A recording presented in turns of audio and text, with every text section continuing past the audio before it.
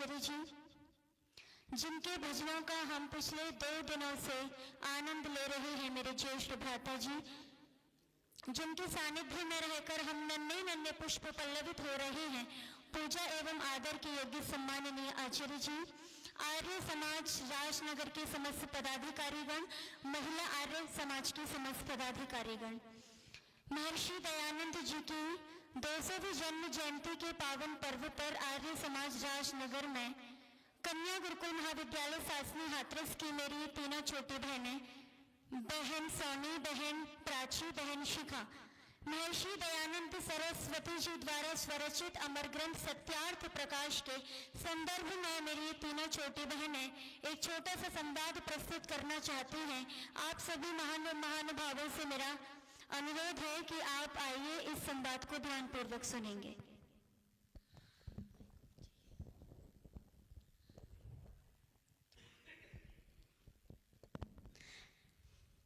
नमस्ते बहन शिखा, और बताओ कैसी हो? नमस्ते बहन सोनी, मैं तो अच्छी हूँ, बताओ कैसे आना हुआ? ओहो प्राची बहन, नमस्ते, तुम भी आई हो?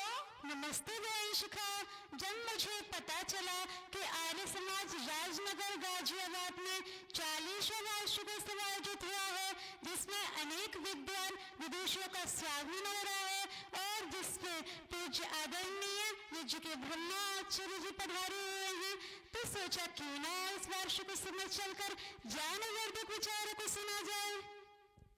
पता है बहन शिखा, हम बनारस हिंदू विश्वविद्यालय से महर्षि दयानंद द्वारा रचित सत्यार्थ प्रकाश पर प्रोजेक्ट वर्क कर रहे हैं। अतः हमने निर्णय लिया कि क्यों न इस वार्षिक उत्सव में चलकर ज्ञानवर्धक विचारों एवं महर्षि दयानंद जी के जीवन पर कुछ महत्वपूर्ण बिंदुओं को लिखा जाए। अरे बहन, ये तो तुमने बहुत उत्तम निर्णय लिया है। बताओ क्या जानना चाहती हो महर्षि दयानंद जी के विषय में? बहन शिखा, वैसे तो इंटरनेट के माध्यम से हमने अनेक जानकारियां उपलब्ध की है, किंतु हाल ही में कुछ समय पूर्व ही उत्तर प्रदेश के मुख्यमंत्री माननीय श्री योगी आदित्यनाथ जी ऐसा कह रही थी कि सभी को सत्यार्थ प्रकाश पढ़ना चाहिए। ऐसा क्यों बहन?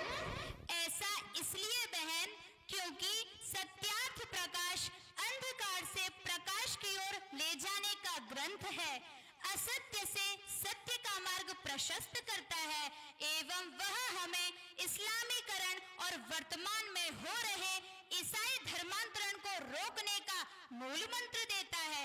सत्यार्थ प्रकाश अंधविश्वास, पाखंड और जड़ता का समूल नाश करता है। बहन, हमारा तो प्रोजेक्ट वर्क महर्षि दयानंद जी का सत्यार्थ प्रकाश है।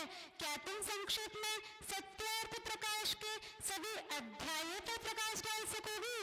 हाँ हाँ बहन, क्यों नहीं, किंतु सत्यार्थ प्रकाश में अध्याय शब्द नहीं, समुल्लास है।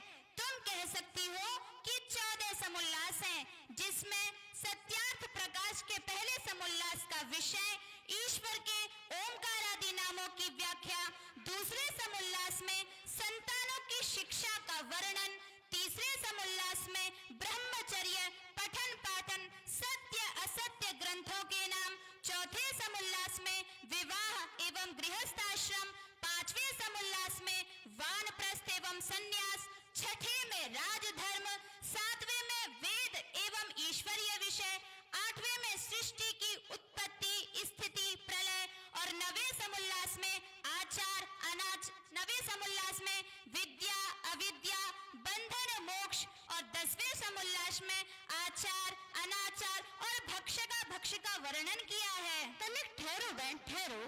तुम तो वंदे भारत ट्रेन की भांति समुल्लासों की चर्चा किए ही जा रही हो। और बहन, तुम्हारा तो सत्यार्थ प्रकाश पर अध्ययन तो बहुत ही अच्छा है। अरे बहन, यही तो अंतर है गुरुकुलीय शिक्षा और बाह्य शिक्षा में। बाह्य शिक्षा का उद्देश्य मात्र जीविकोपार्जन होता है, किंतु गुरुकुलीय शिक्षा का उद्देश्य जीविकोपार्जन के साथ साथ जीवन निर्माण भी होता है। हाँ तो बहन सोनी, तुम क्या पूछ रही थी? बहन शिखा, मैं ये पूछ रही थी कि भक्ष और अभक्ष क्या होता है? बहन सोनी, मैं तुम्हें संक्षेप में बता दूं, महर्षि दयानंद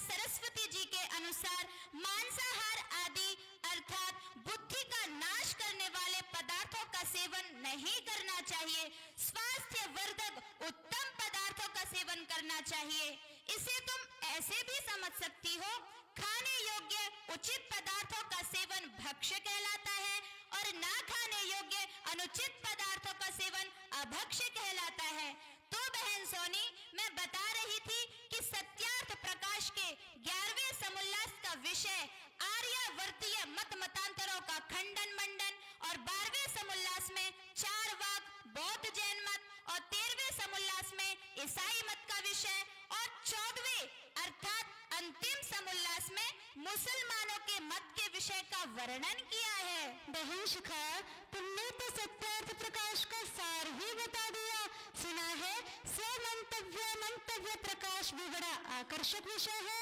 प्राची बहन, तुमने बिल्कुल ठीक सुना है। तो बहन शिखा, इस विषय में भी कुछ बताओ ना जरा। हाँ बहन, महर्षि दयानंद सरस्वती जी ने सार्वजनिक धर्म, जिसको सदैव सबने माना है और मानेंगे भी, जिसको सनातन नित्य धर्म कहते हैं और जिसका प्रमाण ईश्वरीय वाणी वेद है। आगे महर्षि कहते हैं कि जिस प्रमाण को ब्रह्मा से लेकर जैमिनी मुनि पर्यंत सभी ऋषियों ने माना है, उसी प्रमाण को महर्षि दयानंद सरस्वती जी ने स्वीकार किया है। बहन शिखा, महर्षि दयानंद जी के अनुसार धर्म और अधर्म क्या होता है? बहन सोनी, महर्षि दयानंद सरस्वती जी के अनुसार ईश्वर की आज्ञा का पालन करना, वेदों के मार्ग पर चलना धर्म कहलाता है एवं इसके ठीक विपरीत आचरण करना अधर्म कहलाता है। बहन शिखा, मंतव्य प्रकाश के अंतर्गत कौन कौन से विषय आते हैं? तीर्थ, संस्कार, स्वर्ग, नरक, गुरु शिष्य, स्तुति, प्रार्थना, उपासना आदि आदि अनेक विषय आते हैं।